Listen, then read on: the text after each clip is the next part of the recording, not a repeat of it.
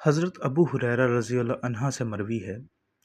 نبی کریم صلی اللہ علیہ وآلہ وسلم نے فرمایا،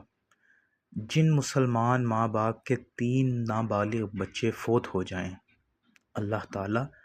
ان بچوں پر اپنی رحمت زیادہ ہونے کی وجہ سے ان کے ماں باپ کو بھی جنت میں داخل فرمائے گا۔ بچوں سے کہا جائے گا تم جنت میں داخل ہو جاؤ، وہ کہیں گے ہم تب جائیں گے جب ہمارے ماں باپ بھی جنت میں جائیں گے، تو فرمایا جائے گا تم اور تمہارے ماں باپ سب جنت میں داخل ہو جاؤ۔ ایک اور جگہ حضرت ابو ہریرہ رضی اللہ عنہ سے روایت ہے کہ ایک عورت رسول اکرم صلی اللہ علیہ وآلہ وسلم کے پاس اپنے مریض بیٹے کو لے کر آئی اور کہنے لگی، اے اللہ کے رسول، مجھے اس کی موت کا خطرہ ہے، جبکہ پہلے بھی میرے 3 بچے مر چکے ہیں۔ تو رسول اکرم صلی اللہ علیہ وآلہ وسلم نے فرمایا،